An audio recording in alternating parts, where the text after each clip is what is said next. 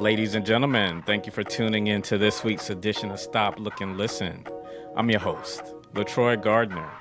This week, we got a pediatric critical care physician, author, entrepreneur, um, South Carolina representative, There you go.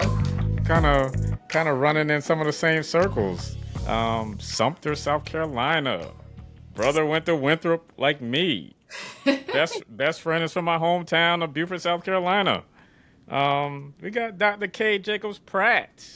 Welcome to the show, Dr. K. Thank you. Thank you for hyping me up. Thank you for the intro. Thank you for having me. I appreciate you. Oh, sure, sure. Like I said, it's always good to talk to hometown folks. So, looking forward to this conversation. So, just give us a biographical snapshot into who Dr. K is. Oh man, that's a good question. Some days Dr. K is still trying to figure it out, but on my best days, man, I'm a South Carolina native who is living in Chicago, living my dream as a critical care physician. I did most of my training in the Southeast, so I went to the University of South Carolina, Go Cox, for undergrad, and then did med school at MUSC in Charleston. Left a little bit, came to the Midwest, where I met my now husband. Did some training in Peds residency, then went back to the Southeast to the University of Florida, go Gators, and did my critical care fellowship. And now I'm back here doing it. I've been here now for 7 years now. And in the midst of that, I've moved on to writing a book, to starting this curly hair initiative up here for kids, to opening my own med spa with a good friend, also from South Carolina. So life is good. Life is busy. I'm in my hustle season, but it's good. Are you safe in Chicago right now? I am safe in Chicago right now. You probably hear the cops of ambulance going by. So I live next to the University of Chicago, and Uh-huh. all day this is kind of what we hear going back and forth to the campus. But to me, I don't even notice it because I work in the hospital. Don't even hear it most of the days. Okay. I was just making sure. I appreciate that. I appreciate that. I know you would have been on the way.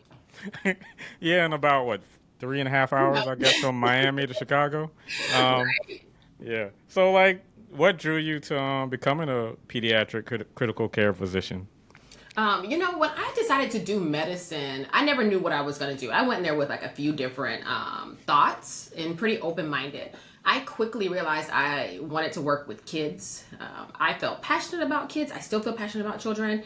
They don't deserve what's happening to them. They're just, there and life is happening around them and they oftentimes don't have a whole lot of control. And for me, that was like special to be a part of their journey and a part of their healing. And shortly into residency, emergencies just started kind of finding me. And I never thought that I would go into ICU medicine. I would consider myself a bit of an adrenaline junkie. Maybe as I've gotten older, a little less. I never thought it would be ICU medicine, but I just found myself in a lot of positions where I seem to perform well at like the brink of stress and the brink of need and a dire need. And that just led me to critical care. So I went on, did the fellowship, and I mean, I couldn't be happier with the decision to do it. So, like, just give us a little background into what what that job entails. Like, Yeah. what you encounter on a regular basis, some of the stress involved, some of the things that pushes you the most. I love this question because I feel like a lot of people don't understand what pediatric ICU is. And I think it's rooted in the fact that many people can't really imagine a child getting as sick as they can get. So when I talk to people about being in the PICU, they're like, "Oh, the NICU with the little babies?" And I'm like, "Nah, not quite." Then I say peds and they're like, "Pediatrician like an office?" And I'm like, "Not quite." I'm actually in the hospital taking care of kids who are admitted with something so serious that they could die from it. So I work day shift, I work night shift, I work weekends, I work holidays, I work 24-hour shifts sometimes. So the day starts, which is hearing from my partners about how the kids are doing. Then we do this thing called rounds where we go through, we see all the kids, we talk about plans for the day. And then after that, I spend most of my day changing management, doing labs and blood work and other testing. My favorite part of the day is procedures. I love placing breathing tubes and other types of procedures. So the day when it's structured sounds like that. But of course, it's the ICU, so anything can happen, anything goes. And sometimes I walk in and I spend my whole day running around dealing with really significant emergencies. So it's good. It's good medicine. most of the kids get better, and I love seeing that, and I love the families. So it's a good field. What do you find most rewarding in that? I think seeing a kid walk out of the hospital. Uh huh. Because I know that there's so much meaning in my job that every day that I go to work, somebody gets to live. And that someone is a child.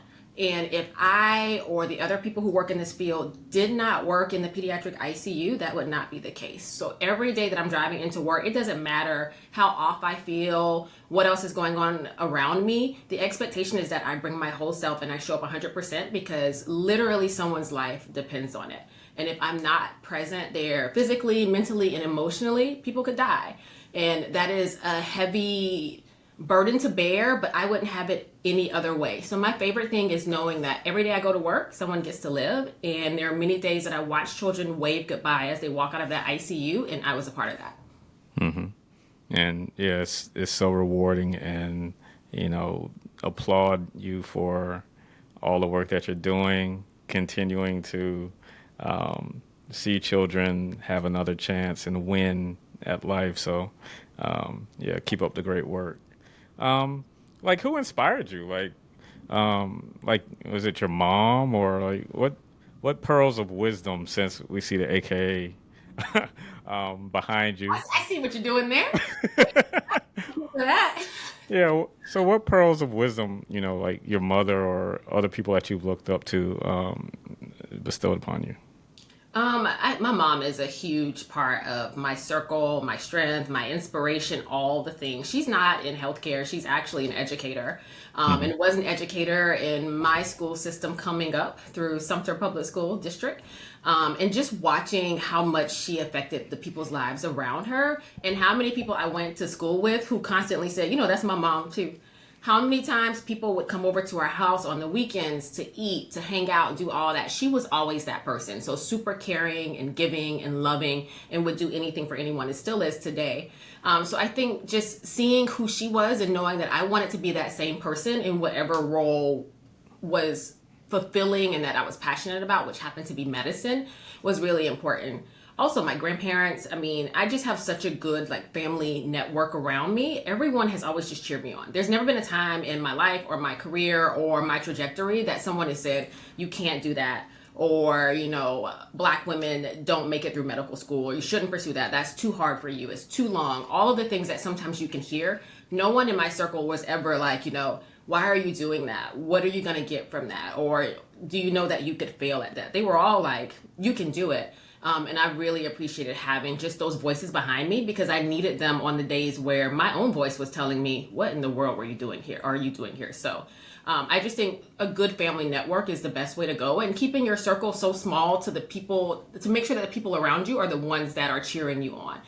You want to make sure that you recognize that everyone can't come along on the journey. Sometimes people gotta, move around or move to a different part of your life. And so at every phase of life, I've always reevaluated who's in the circle, who's on the journey with me, and trying to make sure that they have the same trajectory for me that I have for myself. Okay. So, how do you navigate, I guess, the politics within the profession, especially being, a woman of color, young woman of color. My wife is a hematologist, executive director of the branch here in South Florida, and Awesome. every day I hear the stories. I hear the battles, like feeling like she has to work 10 times as hard because she's a Black woman. Just talk about your experiences. How do you how do you get through those difficult moments and still keep your head up? Man, shout out to your wife for what she does. So wonderful to hear that. I love always hearing about other Black women who are doing this. So shout out to her. I have to say that you have to, one, figure out who you are. Because if you don't know who you are, you're not going to be able to be true to that person, and you're not going to be able to honor that person and also honor their needs.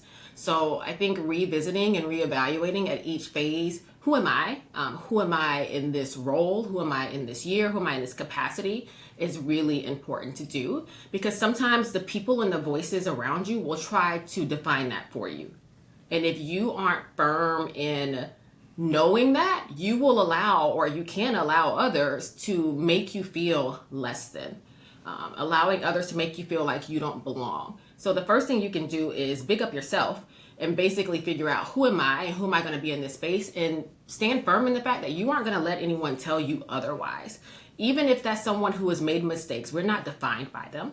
Even if it's someone who took a non-traditional route to get to where they are, like I did, we're not defined by that. We're no different than that. And I'm not less than that, than anyone else, based off of my background, my past, or even my current situation. So I think just really being true to yourself, and also evaluating what yourself needs. There are times where I feel that imposter syndrome creeping up, and I have to have my little self chat and say, nope, we're not going to do this. Or I have to drive home in my car and think, why were you feeling that way when you were talking to that person? Why did you allow them to talk to you like that? Or why did you retreat when they said X? And really just evaluating what that's rooted in and working on yourself. So whatever conferences, books, networks, circles, group threads that you need to be in to say, hey, I need support through this because I felt myself dimming my own light, do that, because the only person that can protect you in these spaces is you. Mm-hmm. Yeah, great answer. Great answer. All right. So, tell us about that light bulb moment when you decided to partner with Dr. Brown and start tone and Girl. texture aesthetics and Yes. wellness center. Just just tell us about that. That was an interesting moment. So this started in COVID. Mm-hmm. And during COVID, she and I both realized that, man, we love medicine. Medicine is hard. Medicine can be unforgiving. And we needed to fall back in love with it. So we spent a lot of time on the phone in the beginning of the pandemic, just being like, what's going on? What we finna do? You going back in there tomorrow? And there'll be days where I'd be like, man, I don't know if I'm getting out of the car tomorrow. And so that kind of led us to being like, well, what are the other things that we enjoy? And for her, it was the procedural side of aesthetics. For me, it was health and wellness, because I help people when they're at the phase of the ICU. And that has really changed my perspective on the other end of things, which is a lot of preventative care and not getting you here in the first place. So we started going to conferences. We said, we're going to learn a little bit more. We're going to bet on ourselves, and we're going to pour into our own interests, not knowing initially that we were going to open a med spa. Fast forward to about 3 years later, we said, let's do it. We've met enough people. We feel a lot more confident in our skills and our abilities. So we took the leap of faith, and we planned, we sat around, we thought of names, we came up with places and all the things we wanted to do. And in the beginning of starting a small business, sometimes it feels like more things go wrong than go right. And that's what it felt like in the beginning. We were like, gosh, is this meant for us? Are we supposed to be doing this? And then one day things just started like falling into place, back to back to back, so quickly that we could barely keep up with the momentum that it started. And it was in that moment that we were like, all right, we're doing it. And that's where we're at. We are actually, tomorrow is our 1 year anniversary of being open. So it has been, thank you. It has been good. It has been stressful. It has been all the things you can imagine owning a small business is. Yeah, definitely. And like you sort of mentioned, like the idea was spawned during the pandemic. Like, and obviously that was a time when, just unprecedented time, when a lot of people were pretty much just trying to make that decision on, do I want to continue trying to go into the office? Is this the moment where I can exercise some of these entrepreneurial interests that's been lingering over the years, or just do something that a lot of people got in trouble for, and that was just taking the money. But Fair. There are yeah. a lot of those. Yep. But I mean, you were on the front lines, working in the medical world, and just dealing with a lot of the traumatic problems that we encountered during this time. So, like, just talk about what you encountered, and then, like, being like, look, there's more to accomplish here. There's other things that I need to tackle, and it's time to put it to action. Yeah. I'm going to answer that twofold. With what I encountered with patient care and what I encountered like with myself and my mental health. Mm-hmm. Patient care wise, man, we encountered people who were scared. Mm-hmm. And the hardest part was keeping people calm when we didn't know either. And one of the most important parts of being an ICU physician is that poker face, right? Is if I fall apart, the whole team's gonna fall apart. So I Right. have to hold it together because there's a team depending on me. So being in an environment where you were required to still have that level of hold it together, despite knowing that, hey, I don't know either, was really hard, really hard. And I really had to get to the point where I can have honest conversations with people and be like, I don't know what we're doing tomorrow. I don't even know what we're doing right now. I'm trying to figure it out. And just leaning on the medical community was a lot because we encountered people who were mildly sick to people who were extremely sick. And with COVID, it affected adults the most on the front end. And so we started admitting adults to our ICU. So I started finding myself as a peds critical care physician where 99% of medical school is adult medicine. So I didn't feel uncomfortable with adult medicine. That's all the training is. It was fine, but I never thought in my career that you would have told me that you're going to choose pediatric ICU and one of these days there's going to be someone 57 in the room and you're going to be figuring it out. Would have never imagined. So just sitting in a place of knowing that I didn't have all the answers and trying to figure it out was tough. On the other side of it, I'm like, dang, I did a good job. We did a good job. Everybody, there you go. Look at us out here. But it was a hard period. And that hardness showed a lot in my mental health. Yeah. Man, about a year into COVID, I was really struggling. I live in Chicago, and we, driving in the morning, hour commute, you pass hundreds, thousands of cars. COVID, I could count the cars. It was a handful of us every day going in. It became winter in Chicago. The sun doesn't seem like it rises. It is cold as all get out, and I'm a Southeast girl, and there is no one out here. And my husband is a state trooper, so he also was going to work during all of this. We were tired, we were exhausted, and I felt alone in a lot of ways. And I felt like I was starting to disconnect from medicine because everybody was the same. COVID, COVID, COVID, COVID, COVID. And I was burnt out. I was tired, and I was falling out of love with medicine. And that's where the hair initiative came from, because I realized you've got to figure out what it's going to take to get your head back in the game. Because I felt like I was performing fine at work and doing a good job with patient care, but then I would get in my car and cry.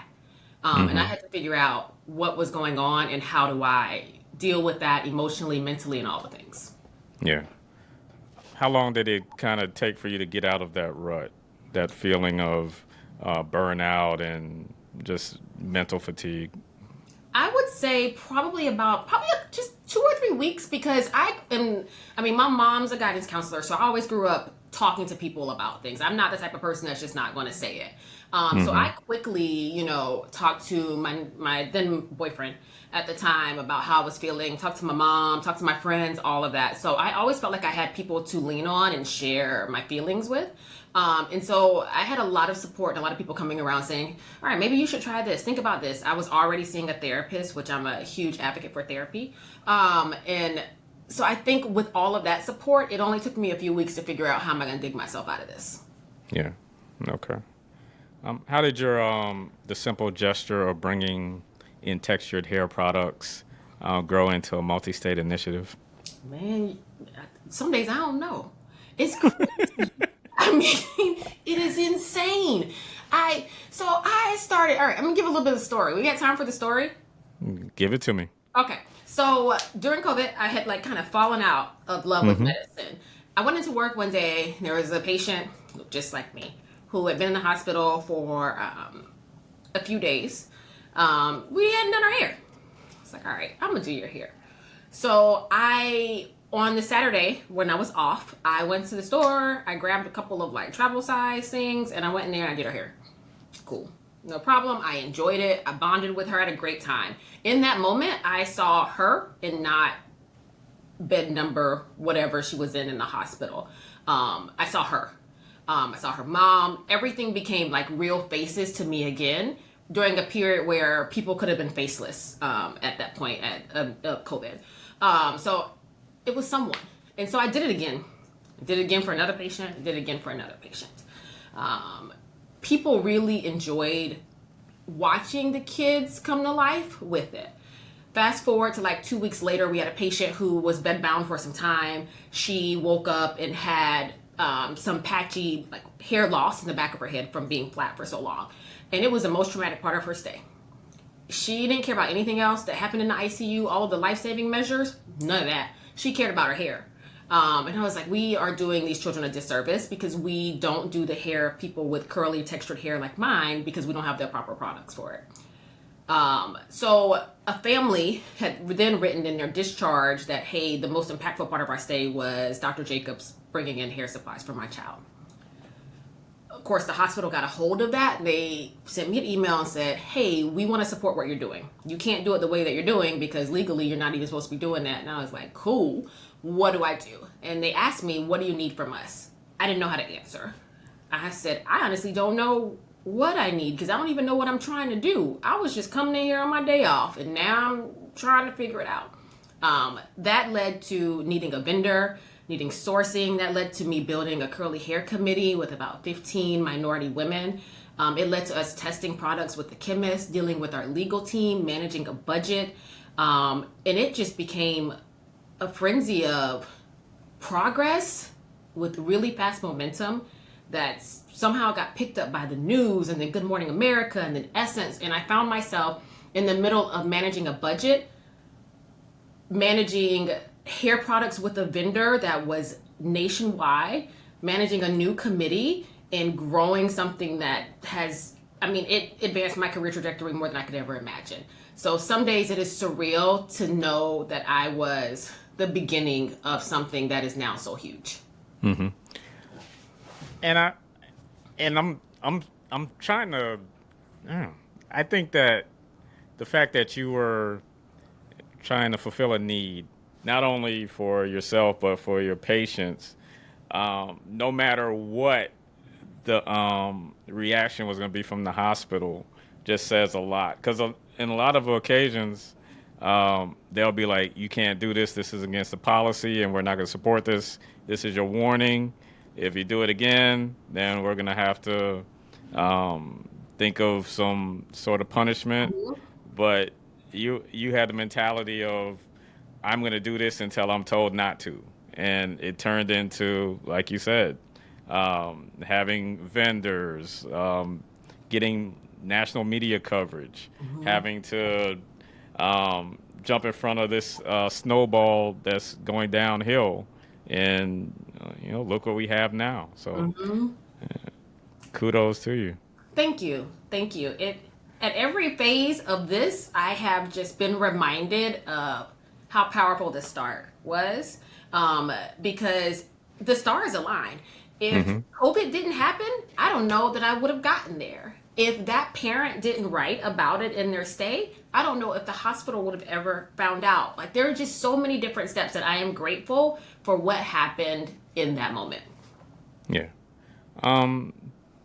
What has the response been overall, like from the families, hospital staff, other patients? What has the response been like? Man, it's been beautiful. My family, of course, is like, here you go again. Something else you doing. Oh, are you a dreamer? I don't think so. Am I? Maybe. I've never. Okay, we may have to spin the block on that one. Maybe. Okay. Maybe I am. I wouldn't have defined myself as such before, but maybe I am. Okay, I'm gonna spin the block on that one. People are excited. People are grateful. I've got so many hype men. I can't even say enough the amount of people who have been saying my name in rooms that I'm not in, that have just joined my crew. People that I just have to love on just as much back. I mm-hmm. have been connected with so many different avenues and been placed in so many different positions and rooms and won a couple of awards, like all kinds of crazy stuff from this. I am incredibly grateful to be in the exact spot in this moment of time that I am in. So mm-hmm. I would say that the response is wonderful. I get videos from families, messages from patients. I have patients that come in the hospital that are like, I want the pink bonnet this time. I get other services who are like, how do we do this at our hospital? So many people have reached out for so many different reasons to give conferences and lectures to teach about curly hair or textured hair. I mean, this in every capacity has helped me grow, and it has stretched me so much. I would have never imagined that this is where I would be right now. The Magic Bonnet, Zoe's hospital That's adventure. my heart, yes.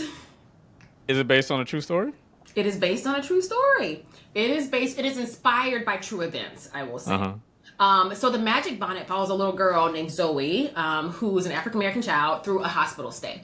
And Zoe has a lot of medical anxiety, like many children do, because you're in a different place, a strange place. And notoriously, sometimes people bring up the doctor as punishment, like the doctor's gonna give you a shot or these types of things. So kids a lot of times are naturally a little bit nervous with us. So she gets a little bonnet at her hospital stay, which is a nod to the bonnets that we now have with our curly hair kids. And with her bonnet, she wakes up with a new hairstyle each night she's in the hospital. The hairstyles are meant to teach about just the celebration of Black textured hair. She wakes up with an afro one day. She's got cornrows another. She's got locks one day. She's got puffs another day. She's got straight hair a different day. And it teaches about like the importance, the cultural significance of these different hairstyles. It's meant to empower young children to be who they are culturally and be their true, authentic selves. I mean, it's all the things that I hope that children would want to read and learn about, whether or not they are Black, brown, white, any type of background. It is meant for everyone, and I hope that any adult that reads it sees themselves in it as well. And mainly healthcare providers, when it comes to knowing that you're not just a number in the healthcare world. If you treat your thoughts and your ideas as no one's going to listen to me, as a major corporation, I'm just here to do the work, and you don't actually like consider being inspired by saying somebody else started this and got this far, what if I start my idea? I hope if anything, if the message doesn't resonate with you, that you even think of it and say, this was birthed from a single act and it got this far, I'm ready to do my single act. Dr. Todd McLean provides periodontal and dental implant services in 2 convenient locations. They offer over a decade of experience treating patients, and appointments can even be scheduled in the evenings, weekends, or early mornings. Give them a call in Chapel Hill at 919-537-9774 or in Durham at 919-484-8338 or visit them online at gumsandimplants.org. Was writing a children's book, on the bucket list? No. Or was that something that just naturally one day in the hospital just sparked, this story, or these events that inspired the story just manifested itself into what we have now? It was not on the bucket list. It was also not on my plan as we started with the hair stuff. This book is what has regrounded me in this initiative. I think that when I start things, my goal is that they outgrow me, that they get bigger, that we need more people, that it has to advance. And the hair stuff eventually did. Our committee became like system-wide. More people got involved. Other councils are leading this because it is so large that I can't do it by myself. I'm in the Midwest. I fly to the Southeast sometimes. I try to help with rollouts, but I can't be everywhere because, truth be told, I'm doing all of this while also still being a full-time intensivist.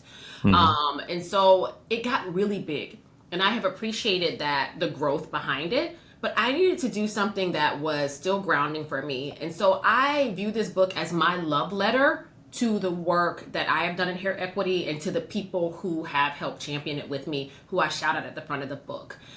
So writing the Magic Bonnet was my time when I said, let's pause. You have zoomed out so much and you're seeing so much of the landscape of hair equity that you gotta reground yourself. And I had to zoom in on something. And for me, it was, how do I put this in writing? How do I leave this as a legacy? Maybe in a few years, this no longer even exists as something that hospitals do. What if it stopped? What did I leave behind? And I wanted to leave it in writing. So that is where the book came from. Okay. How easy or how hard was it for you to, I guess, let go of the hair initiative and share your vision and let go and let God take over. Oof. I got a love-hate relationship with that. Because I understand that you got to let go sometimes. You got to let God. And you can't figure everything out. And so much of this world is bigger than you. But then there's that part of me that's like, but it's mine. But I started it. But I want to do this. And eventually I really realized that if I didn't let go, I was going to hold it back. If I didn't let go and let others come in, it wouldn't have grown to where it's gotten. It wouldn't be in the Carolinas now also. It wouldn't be in Wisconsin. It wouldn't be a system-wide thing if I didn't let go and let others come to the table and bring what they do well, what they can do better than me. Because truthfully, I went to medical school. I don't know. I mean, I can barely manage my house finances. My husband's normally like, stop. And so y'all gonna give me money to buy hair stuff? Oh, sure. I spend it all. Blow the whole budget. No problem. I'm really great at blowing the budget. So I'm in this room and I'm like, there's so many people who can do this better than you. And that's great. Let them do it. My favorite part about it is that all the people who have joined have never been like, we're trying to do it to push you out. And I think that was what has been really helpful, is that I still feel like I have a strong seat at the table. And even though I don't have my finger on every single inner working, when it comes to these ultimate decisions, I'm still getting the email, getting the call, or someone says, hey, I was just in a meeting and they said X, Y, and Z. Did you hear about that? Because I wanted to make sure you were in the loop. So I think just trusting what you've set up, trusting those around you, and knowing that you have been enough of a force in it to where it will always be a piece of you. It will always be a part of you, even if one day I have to step away from it altogether. Okay. With the book, are you planning on having like a series? Is there going to be a follow up, or we're one and done? Oh, which brings us back. Maybe I'm a dreamer. I think you are. I can see it. And that concludes our therapy session. Thanks for coming to my TED Talk. Yes, I would love to do another series. The children have inspired me to do so, because so many have been like, so what happens next? What happens to the little girl who gets the bonnet from Zoe at the end? And I'm like, maybe I do a whole series of books like this that are hospital based. Maybe I create a bonnet line for children. I mean, there's so much that I think could happen here that I'm excited about. I feel like I spend all of my time thinking about this space now, and where am I going to take it from here? Because now is the time to strike if it's going to be any other time. And I am fully prepared and ready to take this wherever it's meant to go. Right. I mean, you couldn't have said it any better with the timing, because of, the obvious, the way the country is at the moment. Like you mentioned earlier, kids coming into the hospital for the first time and they're scared, and a lot of that is passed down from their parents. So I wanted to get into like the systemic issues that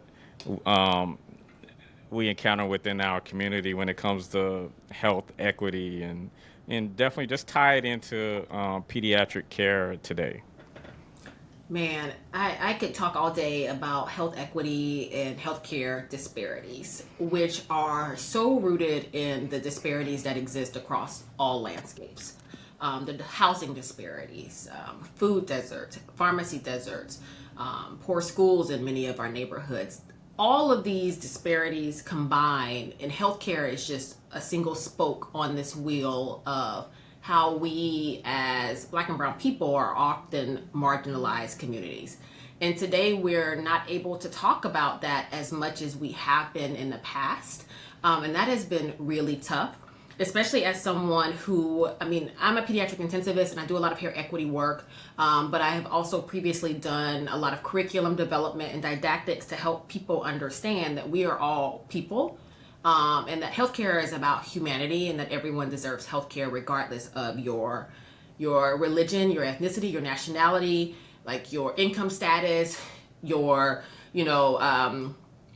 your ability to pay, like all of the things that exist as disparities. And we see this even when it comes to children, which is hard to think about because so many people, when I say I'm a pediatrician, they say, oh, you love the kids. Everyone loves kids and that's great. And I'm like, man, that's a great theory. But so much of what we do as a community, as a society, works against kids and completely defies the idea that everyone wants to save a child. Everyone wants children to have equal opportunities. That's not true. And we see that in healthcare based off of how our systems are set up, how our neighborhoods are set up, and in so many different ways. So I would say that some of the biggest pathologies that we see a lot of these discrepancies in, asthma is a huge one. What our asthma outcomes look like, what discharge follow-up looks like, what ability to even follow-up looks like in the pediatric population. That's just one particular disease pathology that I tend to be more passionate about and do some research in it with one of our previous fellows with healthcare disparities as they relate to asthma and pediatric patients. But if you were just to type in pediatrics and healthcare disparities, you're going to see articles that just range the full gamut of pathologies and diseases. And one of the most important things I feel like we can do is educate ourselves. And as physicians and as a community, continue to make sure that the people that look like us know that we are here, know that we're accessible, and know that we're doing everything we can to use our voices for them. We're not against them. Healthcare is not against you. We're here, and we want to be a voice for those who many times don't feel like they even have a seat at the table or aren't thought about when it comes to research, when it comes to access, when it comes to opportunity, all the things that people like us feel in the healthcare community. Mm-hmm. Well, speak on the importance of representation. Having someone that looks like us with a seat at the table and advocating for the lack of resources or, the funding that often plagues our communities. I will never not enjoy when I see someone who looks like me in the hospital and they say, I see you, or are you the doctor? Or I want to see that one. Who is she? And I enjoy that experience because it reminds me that people are looking for me. And to be reminded that someone is looking for you is also a reminder that you have to show up for them. That there is an expectation of you. There's an expectation in the community. There's an expectation of us in the hospital, all of those things. So representation matters because somebody is looking for you. They are depending on you. They want to trust you. Because no one's going to be looking for you if they didn't think you had something to offer. So every time that happens, I'm like, all right, well, here we go. And sometimes it's on my way out of the door of the hospital. And I'm like, man, I got someplace to be. But you know what? I got to run late because somebody was looking for me. Even if it meant asking that family, y'all still going to be here tomorrow? Okay, I'm going to be back. I got someplace to be now, but I'm going to be back. And I'm going to come in earlier than my shift to make sure that you see me again. And I think that those simple acts are ones that we can do to show people that we're here for them, and that they can trust us. Even when medicine and healthcare sometimes doesn't feel that way. I think that my seat at the table is extremely important, that I must always use my voice to make sure that how we're looking at healthcare is with the lens that includes all people. Especially those who have historically been left out and now are running the race from even further behind than those that are running it faster than them. Because many of our healthcare, our illnesses, we're in the catch-up phase. We're in the catch-up phase for research. We're in the catch-up phase for where we're even starting biologically. So that can be hard in that sense because we are all the same when it comes to biologics. And for some reason, we as people of color tend to be here with the same biology as someone here. And the only thing we can really attribute that to is when we think about the other things that are against us, which are disparities, which are oftentimes rooted in systemic racism. And that's been proven over and over again. So whenever I talk to people about caring and looking at things with a health equity lens, I'm not saying I don't care about others. I'm just saying that some people ain't even in the game. And we're trying to get them in the game and try to catch them back up. And the game has been played the way it is because it has been heavily leaned towards and showed favoritism towards others. And so the goal here is to try to do this all together. Because when I win, you win. When something works for me and works better for you, like, great, then we're all winning. But if we continue to exist in spaces where we're okay with some people we're okay with some people not having access because it doesn't affect us, like I hate that for you, but I'm good over here. Like, you can't do medicine that way, and you shouldn't do people that way. So I just think it's important to be at the table so that you can be a voice to remind those around you, hey, we not thinking about everybody right now. Y'all only think about a select few. Y'all got to think about these people too. And some days you got to think about that person more than you do the other. Doesn't mean you care about the other person even less. It's just that, hey, this house is on fire over here. That house not on fire. So I just think it's a matter of knowing that we're here to make sure that we are constantly saying, don't forget. Don't forget. Think about this. Okay. What do you see when you look in the mirror? Man. That's a good one. 99.9% of the time, someone I'm happy with. Someone I'm proud of. Someone who looks like me, even as I've gotten older. I'm pushing 40 in a couple months. Some days I see someone that I'm like, man, why did you do that? Or what are you thinking? Or, girl, if you don't stop right now, you got to be tired. Or how did you get yourself in this position? Why is your calendar so full? So some days I see that person, but for the most part, I see someone that I'm proud of and that I hope other people are proud of, and other people see and say, you know, she's kind of dope. Maybe you don't agree with everything that I say. Maybe you don't agree with everything that I do, but at the root of it, you say, but at her core, like, I can get behind that. And that I'm happy about. All right. So, Dr. King had a dream. You're a dreamer. What's your dream? Help us, please. See, we're gonna we circled back. We're gonna come all the way back to this again. I already admitted to it. Oh my gosh, this is part 2 of the therapy session. Oh, I thought we concluded. Okay, what is my dream? I think about a lot of things. One is that my family's taken care of. That further generations don't have a need or want that I haven't put us in a better position to have. I ain't gonna be able to like get us all the way there. I'm gonna try my best so that by the time y'all doing my eulogy or whatever, you can say, hey, she fought a good fight for us in our family name. But I hope to put my family in a better position to get to where they're going. For healthcare, it's access, longevity, advocacy, understanding of who we are as people and as a community.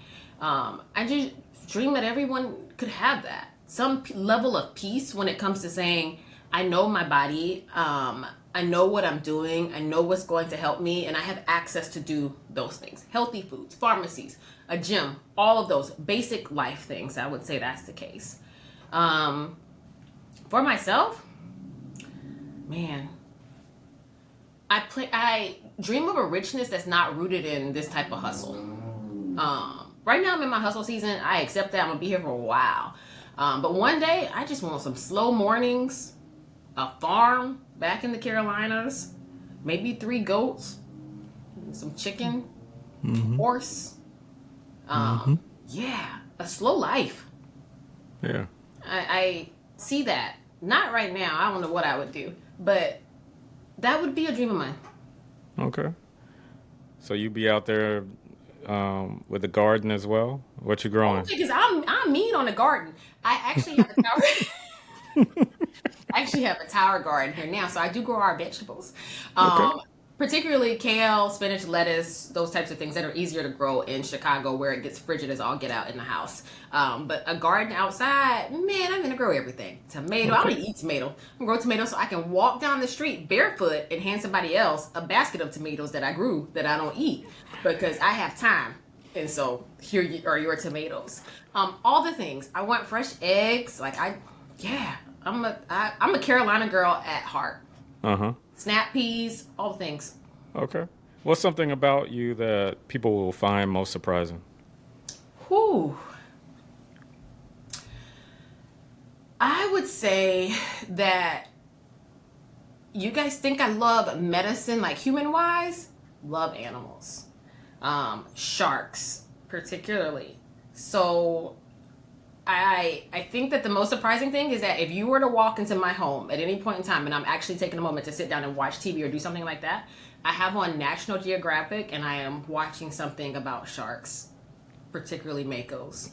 And if you ask me my dream trip, it is to go deep sea fishing to see great white shark. Maybe cage dive.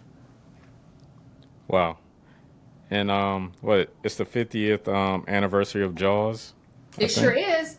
Uh-huh. Sure is. And I have watched Jaws. I mean, I don't even know how many times I've watched Jaws because Shark Week starts on Sunday, so I'm so excited. Sunday at 8 p.m. I also have a shark onesie in my room. I should have worn that today. That would have been great for like our next time. Love Jaws. Love that old school, like, this is not real type of movie. Jurassic Park, the original one. Oh, give me that dinosaur with the creases in it any day. Okay. All right. So I've been curious this entire interview. What is that on your shoulder? It is my microphone.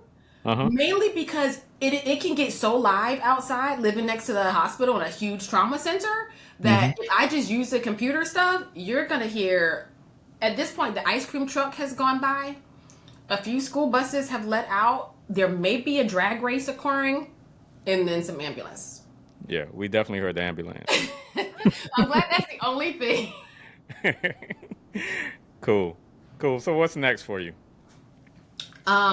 I hope to develop and go further with the Bonnet series. I hope to continue to build my brand, which I'm gonna be honest, I don't know what I'm doing. Social media is a strange place, and I'm still trying to find my way with what my voice is in that space. What do people want to hear from me? I do this thing where sometimes my self-talk involves me saying, everybody's talking about that. Like, why would you get on there and talk about that? And I know that's not true, so I'm trying to get out of that. So in my immediate future, I hope to grow my brand. I hope to grow my name, and figure out what it is that people want to hear from when it comes to what I do particularly. I also hope to move into other medical spaces, particularly more officially into functional medicine and integrative medicine. So look out for that if you do follow me on social media, because I am moving a little bit more into that space. And then ultimately, I hope that in 15 years from now, you guys say, you remember that girl we heard on that podcast? I heard she bought an island and retired. We'd never heard from her again. Right. That's the goal. That's the goal in life. Become so successful and disappear. Yep. But I mean, I think we need people like you on social media to combat all of the theories and falsehoods out there. We need people with valid credentials that share their truth and wisdom. So hopefully you become a presence. Thank you for that. I'm looking forward to what that's going to look like for me in the future, because it's like you said, it's necessary, it's important, and now more than ever, where people try to make you feel fearful of speaking what you know to be truth, scientifically, statistically, all the different ways as what is actually true. It's a hard space to be in, and you have to represent yourself in it, because at this point, like, that's all we got. Good. Where can we find you on social media then? Plug your whereabouts. Yes. Okay. So I am building my Instagram. You can find me at HeyIsKMD. So HeyIsKay_MD. HeyIsKMD. You can also find me at my website, which is heyiskmd.com.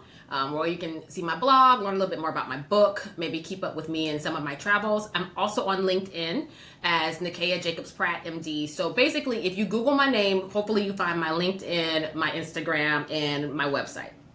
Okay, that's good. Like I said, Instagram, HeyIsK_MD.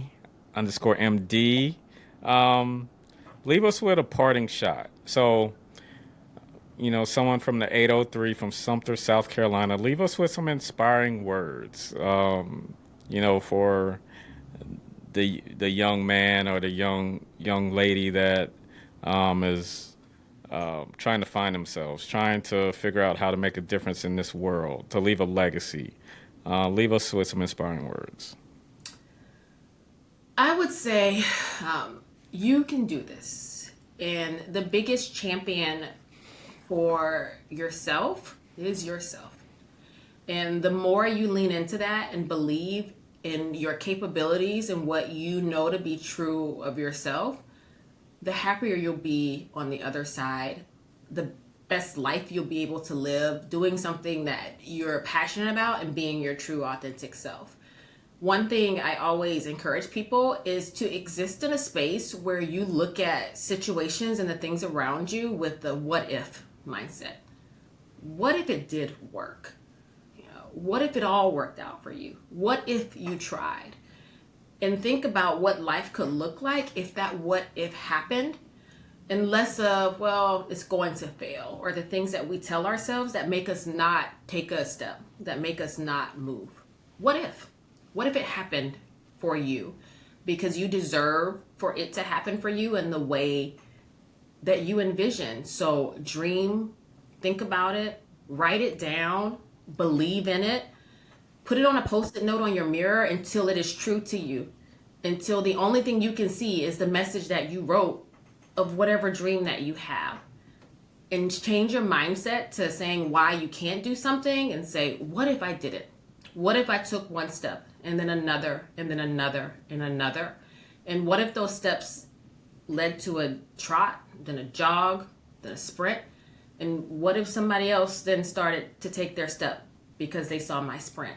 Maybe they don't know how much it took for me to sprint, but that's okay because they're starting and I've gotten this far with the goal of hopefully getting other people to join in whatever their what if is. So I hope that you see what I'm doing and maybe say, what if? Because it took me a long time to get here. This wasn't overnight and I have a lot further to go. But if I didn't say what if, I wouldn't be anywhere. Dr. K. Jacobs Pratt, pediatric critical care physician, author, entrepreneur, tone and texture aesthetics and wellness center, budding farmer.